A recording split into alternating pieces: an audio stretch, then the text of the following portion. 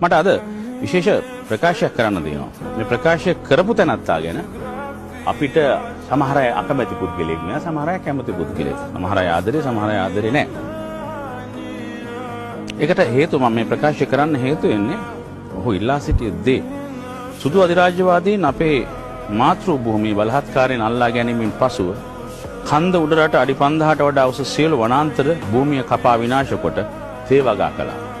ඉන්පසු කළුසුද්දෝ ඉතිරි වනාන්තර ටිකත් කපා මහා විනාශයක් සිදු කරමින් සිටිනවා. ඊට අවුරුදු 40කට කියලා තියෙනවා. ඉස්සලා කිව්වා. මේ මහා විනාශය නැවතුනේ නැත්නම් දශක 3ක් 4ක් ඉදිරියට යද්දී නායෑම් සෝදාපාලුව නේගී ඇති වී ජන සංහාරයක් සිදු වෙනවා.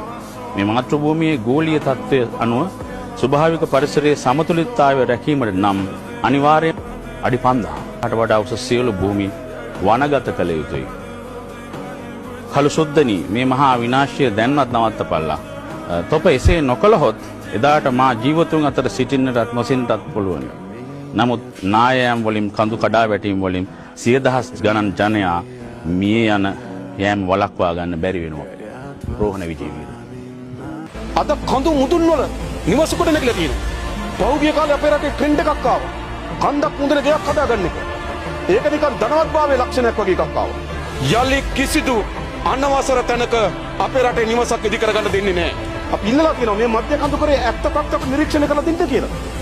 සමහර වාර්තා පළ වෙන මධ්‍ය කඳුකරේ ගැන බයයි කියලා. ඒ වාර්තාවන අඩි 5000කට වඩා වැඩියෙන් ජීවත් වෙන ප්‍රදේශ යලි වනවගාව ඇති කරන්න ඕන. අපි එම ඉඩම් සහ දේපල ආණ්ඩුවේ වන්දි දීලා පවරා ගන්න කටයුතු කරනවා.